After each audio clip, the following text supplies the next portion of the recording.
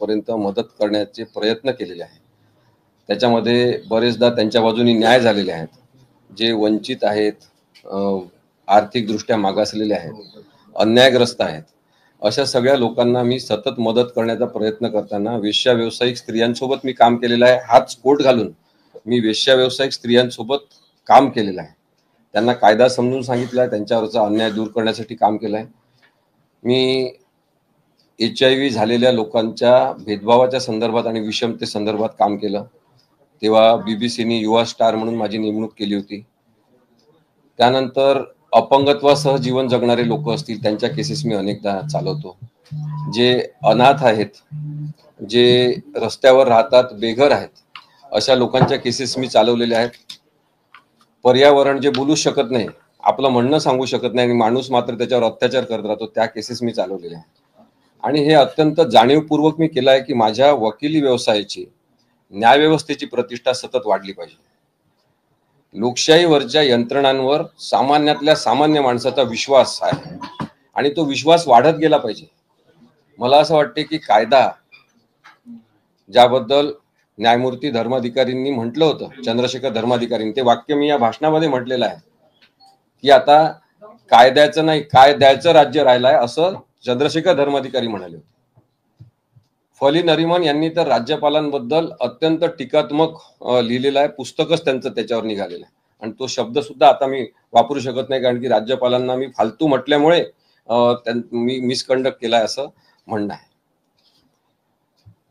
माझी काही चूक झाली असेल तर मी माफी कोणाची मागेन? मी महाराष्ट्रातल्या लोकांची माफी मागेन. ज्यांच्यासोबत मी काम केलेलं आहे त्या सगळ्या लोकांची मी माफी मागतो, महाराष्ट्रातल्या, की माझ्याकडून काही चुकीचं घडलं असेल तर त्यांनी मला माफ करावं. सामान्यातल्या सामान्य माणूस, गरीबातला गरीब माणूस, त्यांनी मला माफ करावं की मी सातत्याने जे प्रयत्न अत्यंत गंभीरतेने करतो आहे न्यायव्यवस्थेवरचा विश्वास वाढवण्यासाठी, तिथेच आज माझ्यावर एक बालंट लावण्यात आलेला आहे की मी न्यायव्यवस्थेचा अपमान केलेला आहे. मी अनेकदा उदाहरण देत असतो. माझे वडील तर आता नाही आहे, वारले, पण ते असताना ते माझ्या चुका मला सांगायचे. माझी आई आता पण माझ्या चुका मला सांगते. तुमचे सुद्धा आई वडील तुमच्या चुका तुम्हाला सांगत असतील. आपलं ज्यांच्यावर प्रेम असते त्यांना आपण सांगतो हे चुकलेलं आहे, हे बरोबर करायला पाहिजे, दुरुस्त करायला पाहिजे. मग न्यायव्यवस्थेवर माझं प्रेम असेल, लोकशाहीवर माझं प्रेम असेल, संविधानावर माझं प्रेम असेल आणि त्या न्यायव्यवस्थेमध्ये काही चुका आणि उणिवा असतील तर त्या मी सांगायच्या नाही.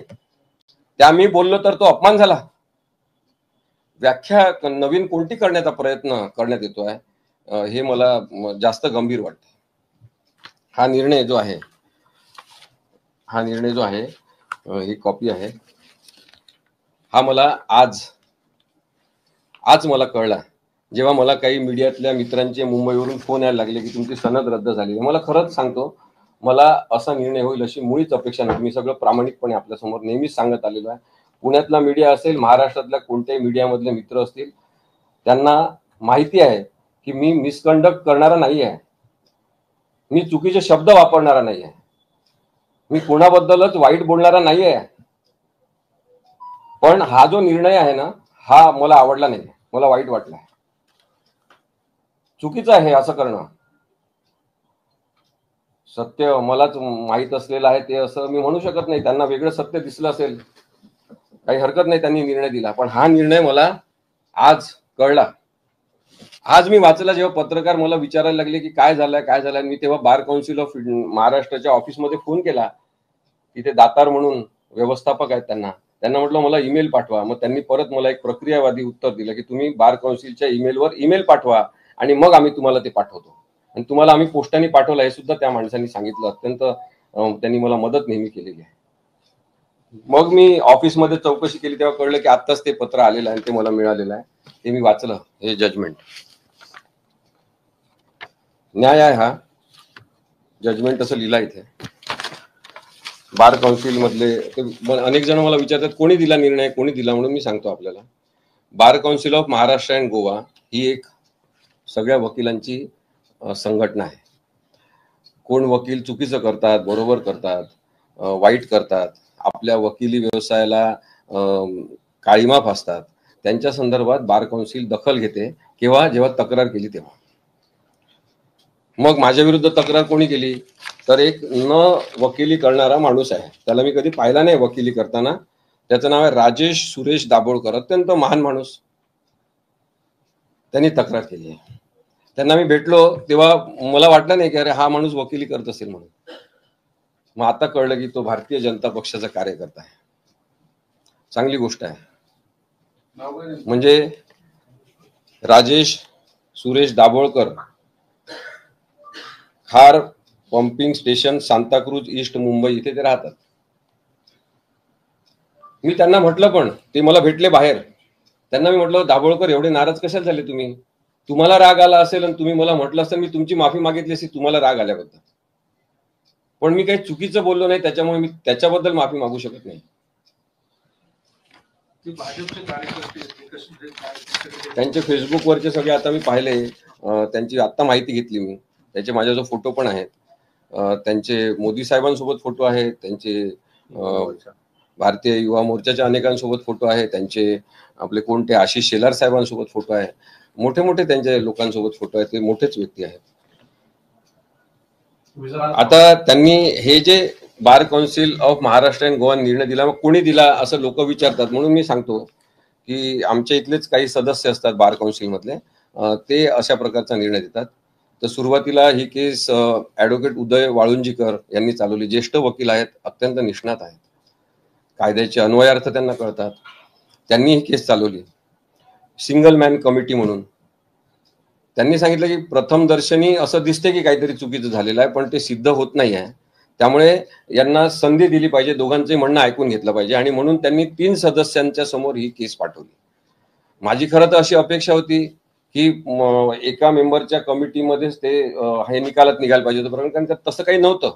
मी आरोप काय झाले ते पण सांगतो. मग त्याच्यानंतर हे 3 मेंबरकडे गेलं. 3 मेंबर जे होते ज्यांनी हा निर्णय दिलेला आहे, त्याच्यामध्ये ज्येष्ठ वकील आहेत ॲडव्होकेट विवेकानंद घाटगे साहेब जे चेअरमन आहेत, ॲडव्होकेट संग्राम देसाई साहेब आहेत, ॲडव्होकेट PV नेल्सन राजन हे आहेत.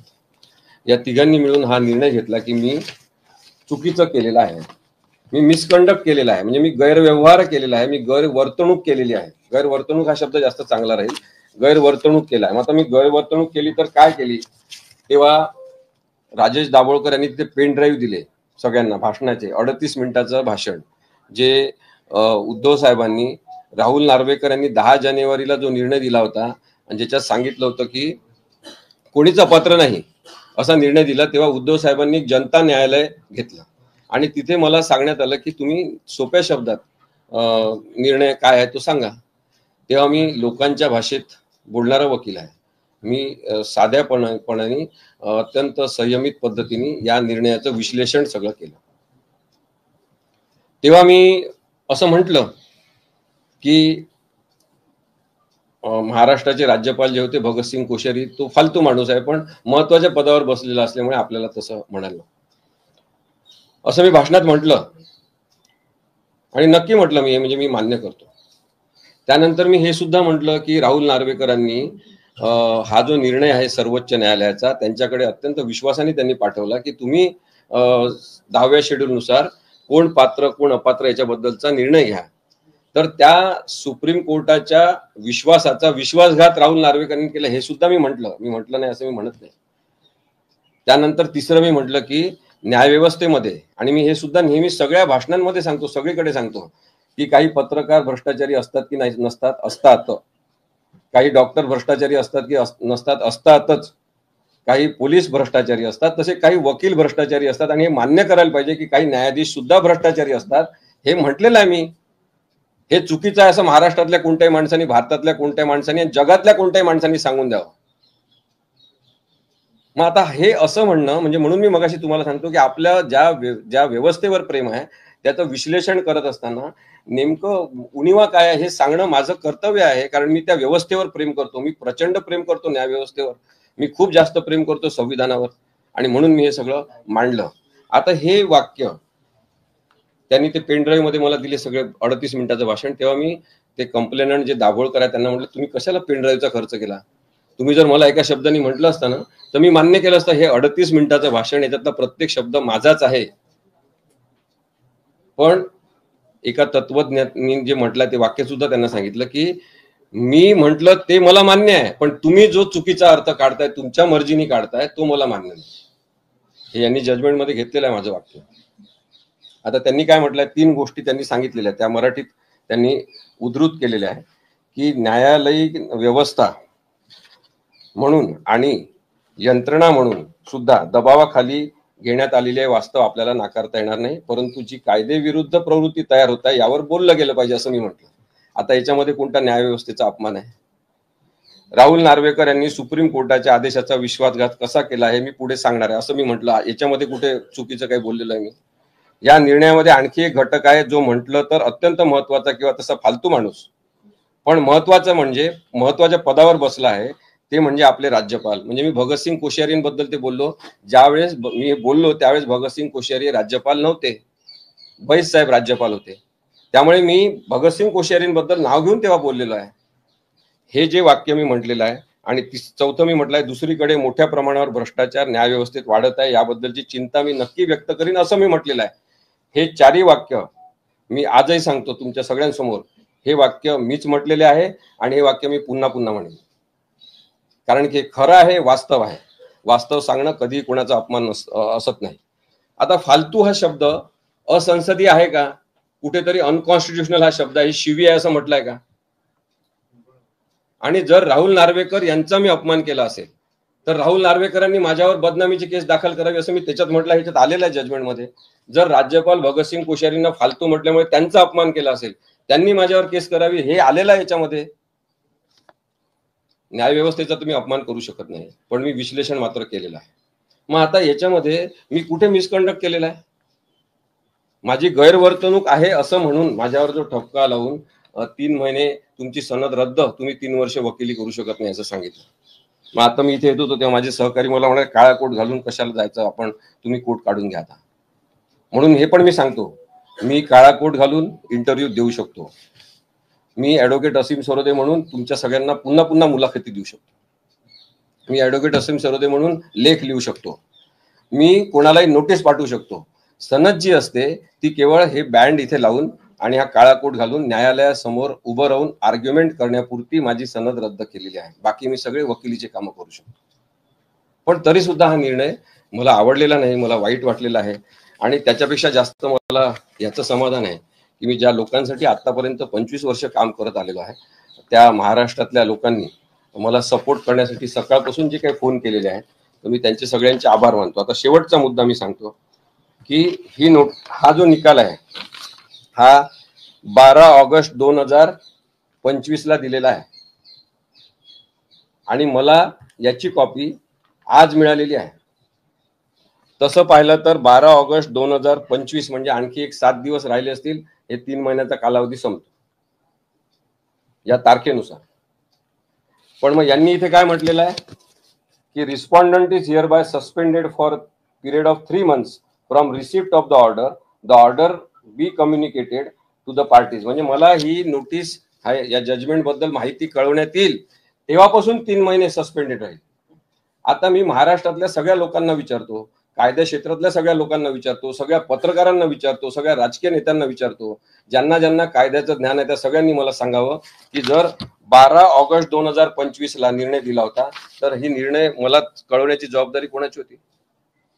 आणि मग आता तुम्ही मला हे कळवाल या 30/10/2025 अशी तारीख टाकून आणि मला म्हणाल की या तुम्हाला माहीत झालेल्या तारखेपासून 3 महिने सस्पेंडेड.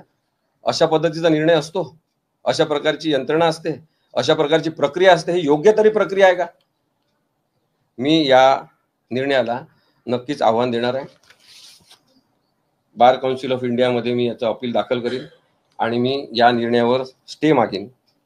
मला अनेक सुप्रीम कोर्टातल्या वकिलांचे फोन येत आहेत, ते मला मदत करायला तयार आहेत आणि माझ्यातर्फे अनेक जण चांगले उच्च विद्याविभूषित असलेले, अनेक अनुभवी असलेले सुप्रीम कोर्टातले वकील सुद्धा ॲपियर व्हायला तयार आहेत. हे मी माझं क्रेडिट समजतो, हे माझं मी कमाई समजतो. मी त्या सगळ्यांचे आभार सुद्धा मानतो. आत्ताच हे कळवण्याचं कारण काय होतं? या 12 ऑगस्ट 2025 पूर्वी मी सातत्याने विचारणा केलेली आहे बार काउन्सिल ऑफ महाराष्ट्राच्या ऑफिसमध्ये की निर्णय लागला का, निर्णय लागला का. त्यांनी मला सांगितलं निर्णय लागला की तुम्हाला कळवण्यात येईल, निर्णय लागला की तुम्हाला कळवण्यात येईल. मग जर 12 ऑगस्टला निर्णय लागला त्याच्यानंतर सुद्धा मी फोन केलेला आहे, तर मला का कळवण्यात आलं नाही आणि आत्ताच का कळवण्यात आलं? मग काही लोक जो संबंध जोडत आहे त्याचा, मी कोणत्याही राजकीय पक्षाचा सदस्य नाही, पण मी शिवसेनेच्या संदर्भात एक भूमिका घेतलेली आहे, शिवसेना उद्धव बाळासाहेब ठाकरे यांच्यातर्फे, की मी त्यांचा वकील आहे आणि मी हे म्हणणं सातत्याने मांडत आलेलो आहे की त्यांची बाजू संविधानिक आहे. मग आता 12 तारखेला सुप्रीम कोर्टामध्ये सुनावणी सुरू होणार आहे, म्हणून मग आत्ताच ही तारीख निवडली का कोणी? ही शंका लोक व्यक्त करतात आणि मला ते फोन करून सांगत आहेत. मला वाटत नाही असं काही असेल, पण असं असेल तर ते सुद्धा चुकीचं आहे. आणि म्हणून मला असं वाटते की अशा पद्धतीने जे खरोखर मिसकंडक्ट करणारे आहेत त्यांच्या संदर्भात कारवाई न करता मला एक बळीचा बकरा करण्यात आलेला आहे आणि हा निर्णय मला मान्य नाही. हा निर्णय वेदनादायक आणि दुःखद आहे माझ्यासाठी. मी मिसकंडक्ट केलेलं नसताना, मी मिसकंडक्ट केलं असतं तर मी स्वतः सगळं मान्य केलं असतं, परंतु अशा पद्धतीचा निर्णय हा मला मान्य नसल्यामुळे मी याच्या संदर्भात कायदेशीर प्रक्रियेतून जरूर माझी न्यायाची मागणी पुढे नेईन. आणि एवढंच नाही तर न्यायासाठी मी काम करत राहणार, संविधानाच्या रक्षणासाठी करत राहणार. किती पण कोणी दाबण्याचे प्रयत्न केले असतील, संघटितपणे दाबण्याचे प्रयत्न करू द्या, तरी पण मी माझं जे म्हणणं आहे सत्यावर आधारित ते सांगत राहणार, एवढं मी सांगू.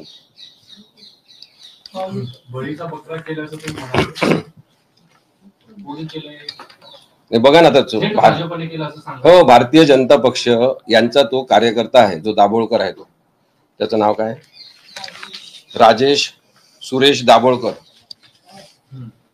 हा भारतीय जनता पक्षाचा कार्यकर्ता आहे, कनेक्टेड माणूस आहे असं दिसतंय त्याच्या सगळ्या फेसबुकच्या प्रोफाईलवरून. ते फोटो सेव्ह आहेत माझ्याजवळ आता. आशिष शेलार यांच्या ते जवळचे दिसतात. त्याच्यामुळे तसं वापर करणं हे बरोबर नाही. म्हणजे बार council of Maharashtra and Goa यांची मोठी दिशाभूल या माणसांनी केलेली आहे. त्याच्यावर सुद्धा खरं तर त्या दाभोळकरवर कारवाई व्हायला पाहिजे होती असं माझं म्हणणं होतं, परंतु अशा पद्धतीचा निर्णय आलाय. त्यामुळे मी म्हटलं की राजेश दाभोळकर आणि त्याच्या मागे उभे असलेले त्याचे त्याला ऍक्टिव्हेट करणारे, त्याला कठपुतली म्हणून वापरणारे जे हात आहेत चिखलानी माखलेले, ते जबाबदार आहेत. आणि ते त्यांच्या दृष्टीने किंवा त्यांच्या संदर्भात मी म्हणालो की मी बळीचा बकरा झालेलो आहे.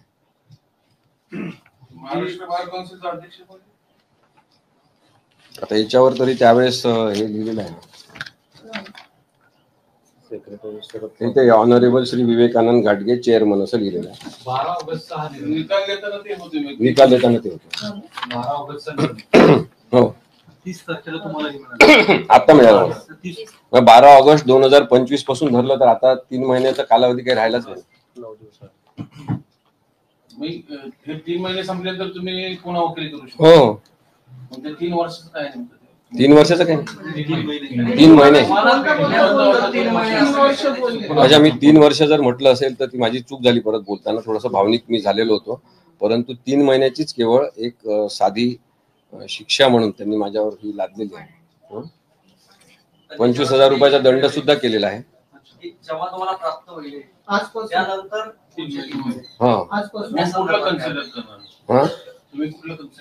मी 12 ऑगस्ट 2025 हेच कन्सिडर करणार, कारण की त्या दिवशी निर्णय झालेला आहे.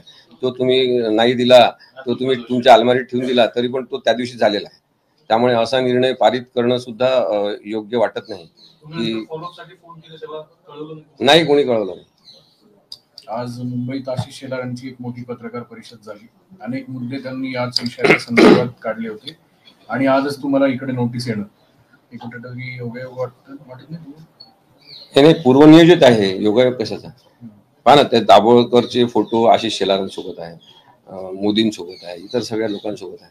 म्हणजे मी त्यांना एवढा महत्वाचा वाटत असेल किंवा त्यांना माझा त्रास आहे असं वाटत असेल तर ती सुद्धा एक माझ्यासाठी समाधानाची गोष्ट आहे की मी जे 25 वर्ष करतोय त्याची ताकद ज्यांच्यापर्यंत पोहोचायचं तिथपर्यंत पोहोचलेली आहे.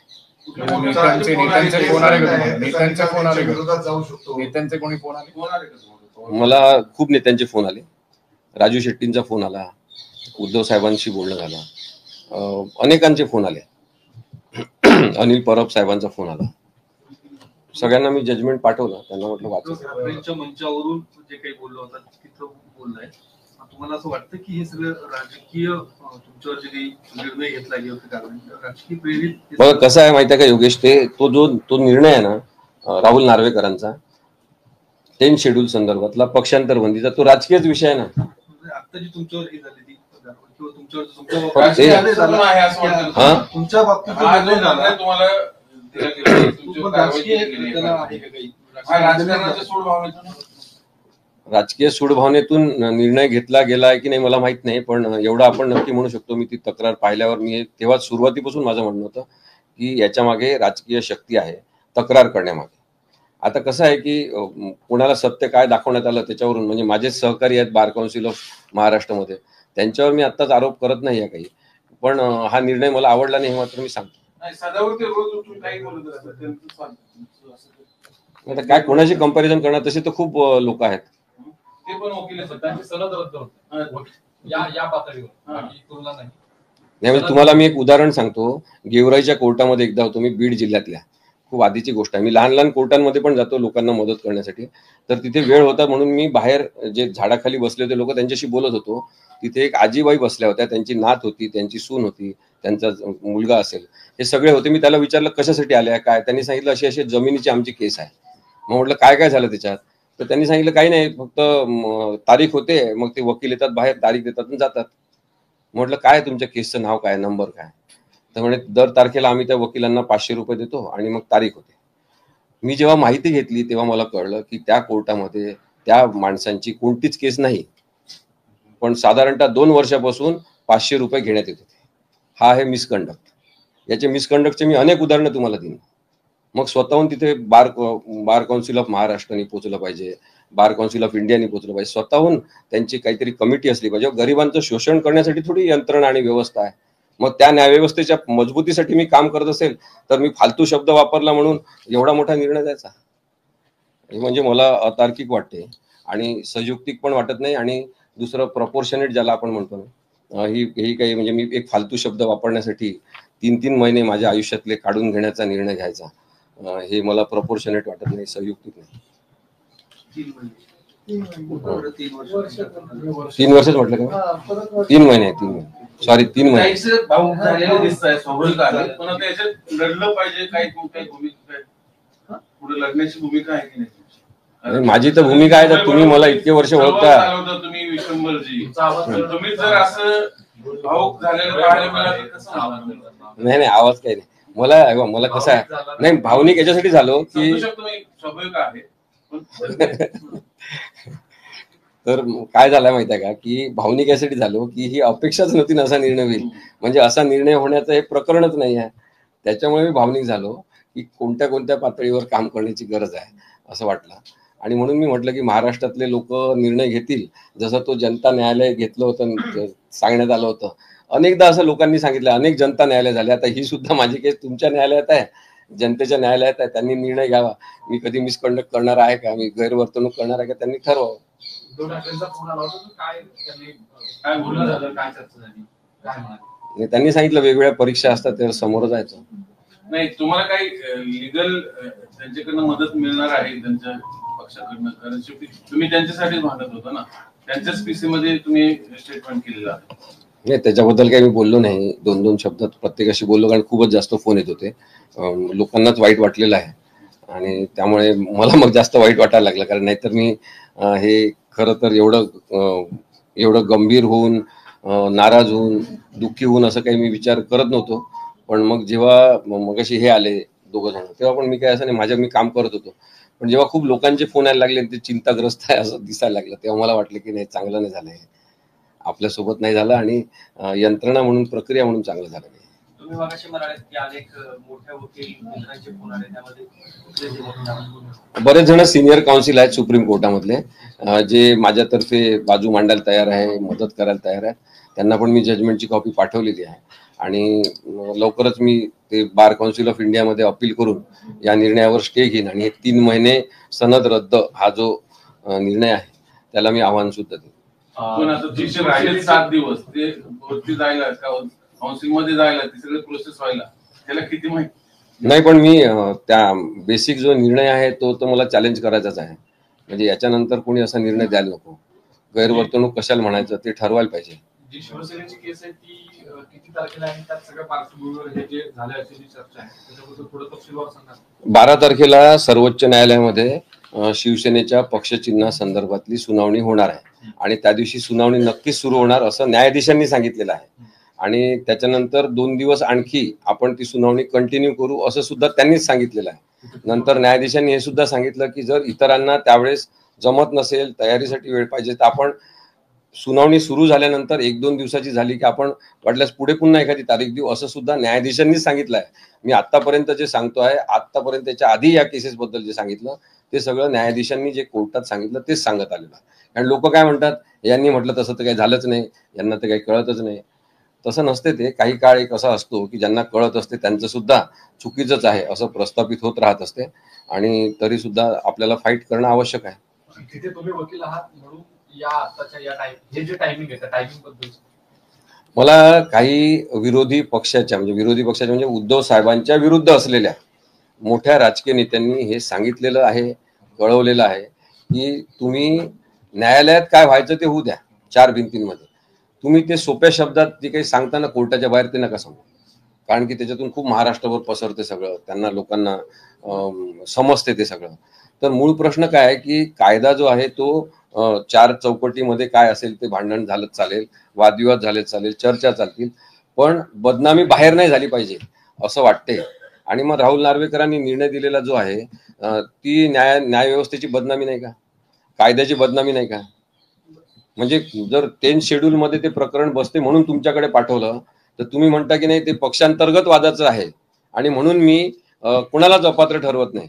5 महत्वाचे न्यायाधीश बसले, त्यांनी 6 महिने युक्तिवाद ऐकले, सगळा निर्णय दिला आणि सांगितलं की हे पक्षांतर बंदीचं प्रकरण असल्यामुळे तुमच्याकडे आम्ही पाठवतो निर्णयाला. तर मग राहुल नार्वेकर जर सांगत असतील की हे पक्षांतर बंदीचं प्रकरणच नाही तर त्यांच्यावर टीका करायची नाही. टीका केली तुम्हाला राग येणार, तुम्ही अशी माणसं सोडणार आमच्या अंगावर? ते प्रकरणच जर पक्षांतर बंदीचं होतं तर तुम्ही का पक्षांतर्गत वादाचं आहे असं म्हटलं? बरं, मग पक्षांतर्गत वादाचं होतं ते प्रकरण तर 1 पानाचं आहे, दाखव 1 मिनिट.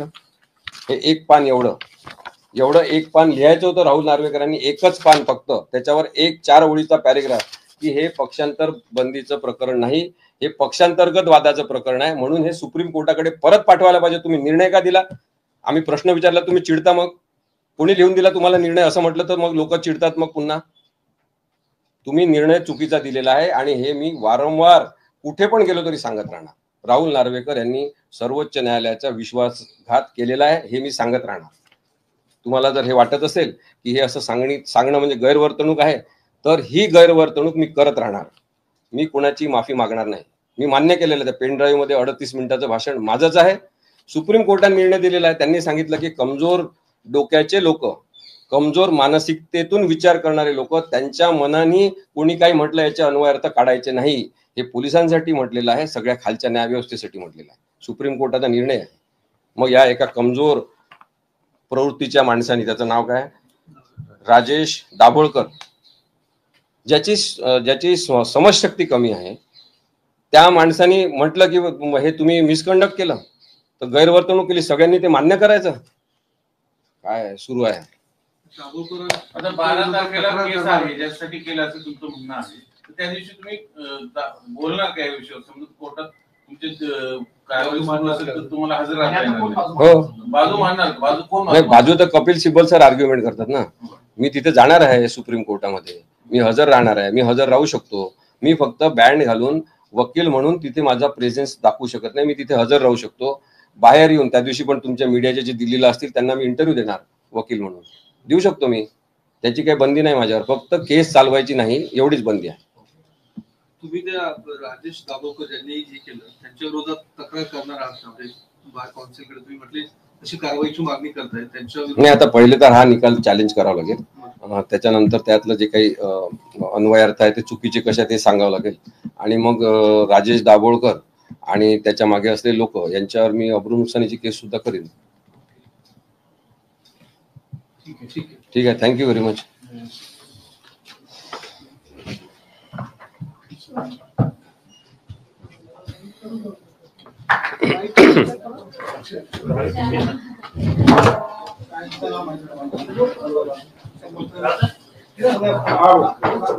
का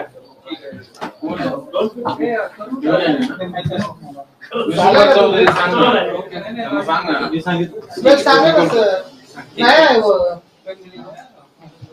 ठीक आहे. सर्वोदय सरांची सनद रद्द करण्याचा निर्णय बार काउन्सिलने घेतलाय.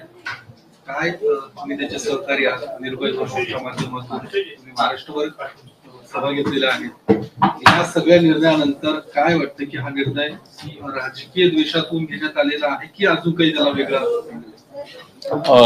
मला अतिशय दुःख झालं पहिल्यांदा की आता ही व्यवस्था इथपर्यंत आलेली आहे का की सर्वोच्च न्यायालयाच्या न्यायाधीशांवर बूट फेकणारा माणूस त्याची सनद रद्द होत नाही आणि लोकशाही आणि संविधान याच्यासाठी लढणाऱ्या माणसाची सनद रद्द होते, हे मला व्यथित करणारं हे अत्यंत दुःखद आहे असं मला पहिल्यांदा म्हणायचं.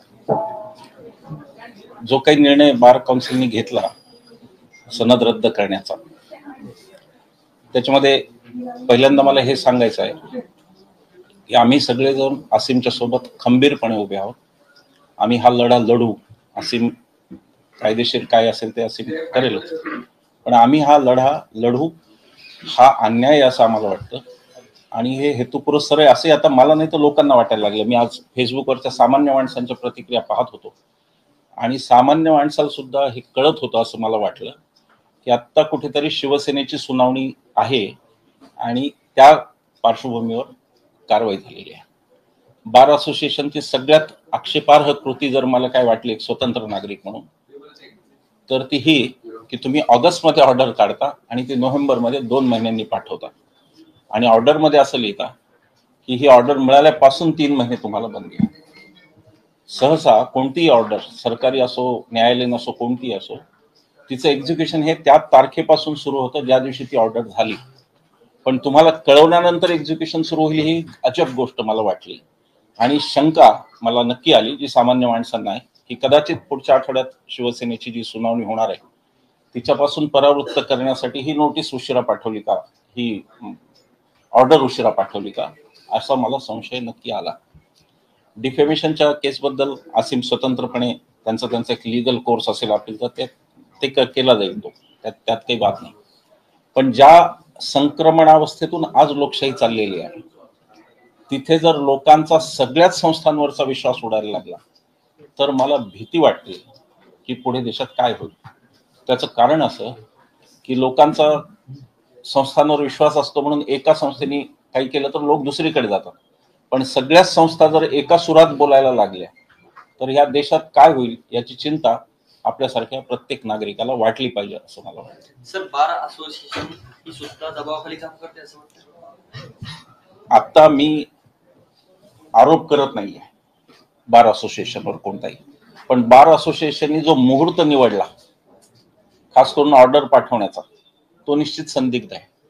मी बार असोसिएशनचा निर्णय वाचलेला आहे, त्यांच्या निर्णयाबद्दल मला काही टिप्पणी करायची नाही, पण एक सामान्य माणूस म्हणून मला असं वाटतं की जो शब्द असंसदीय शब्दाच्या कोशामध्ये नाही त्याच्यावरती बोलणं हे मला असं वाटतं की न्यायालयाच्या एकूण न्यायालयांमधल्या काही जजेसच्या भ्रष्टाचाराबद्दल बातम्या आम्ही वाचलेल्या आहेत.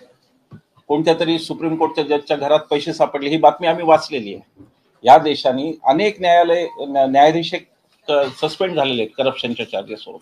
असं असताना न्यायालयात काही प्रमाणात भ्रष्टाचार होतो हे सगळं सामान्य माणूस म्हणतो. हे काही कोणी बाकी म्हणायला पाहिजे त्याच्यावर डिफेमेशन व्हायला पाहिजे असं काही नाही. ही व्यवस्थेतल्या ह्या वर्तमानपत्रातल्या येणाऱ्या बातम्या आहेत, ह्या चॅनलवरच्या येणाऱ्या बातम्या आहेत आणि त्यामुळं त्याच्यावरून काहीतरी सुतावरून स्वर्ग गाठायचा आणि यांनी न्याय व्यवस्थेची बदनामी केली. जर त्याच्याने न्याय व्यवस्थेची बदनामी होत असेल तर सुप्रीम कोर्टच्या जजच्या घरात पैसे सापडण्याच्या बातम्या ज्यांनी छापल्या त्या सगळ्यांनी न्यायाधीशांची बदनामी केली म्हणायचं का आपण? भ्रष्टाचारावर बोलायचंच नाही का हा मुद्दा आहे की असं काहीतरी हॉलियर दॅन काऊ, गाईपेक्षाही पवित्र असं काहीतरी झालेलं आहे का आणि त्याच्याबद्दल तुम्ही बोलायचं नाही का? तर न्यायालयीन भ्रष्टाचाराबद्दल सुद्धा न्यायव्यवस्थेतल्या जजेसनी केलेले भ्रष्टाचार त्यांच्या चौकशा याच्यावर सुद्धा सामान्य माणसं बोलतील. त्याचं कारण सामान्य माणसांसाठी न्याय व्यवस्था इथली संविधानाने ही व्यवस्था सामान्य माणसासाठी तयार केली आणि म्हणून तिथे जर काही लोक भ्रष्ट वागत असतील तर त्यांच्यावर टीका करण्याचा अधिकार सामान्य माणूस म्हणून मला आहे. हे मला इथं अगदी ठोकून सांगायचं, वाजून सांगायचं, तो अधिकार आहे. निर्भय बनव म्हणून हे महाराष्ट्रावर तुम्ही सांगितलं, त्यांनाच घाबरवण्याचा हा प्रयत्न आहे. आपण पाहतोय कशा प्रकारे दबाव आणले जातात. ज्यांना ईडी लागू शकत नाही त्यांची आता सनद रद्द केली जाईल असं त्याचा नाही, तुमचे काय वेगवेगळ्या सगळ्यावरचे जे काही बोलतात, मी त्याला वेगळे काही शब्द वापरणार नाही, ते सर्वांसमोर दिसतं. त्यांच्यावर अशी कारवाई व्हायची वाटतं का तुम्हाला? जर निकषच लावायचे झाले असंसदीय बोलण्याची.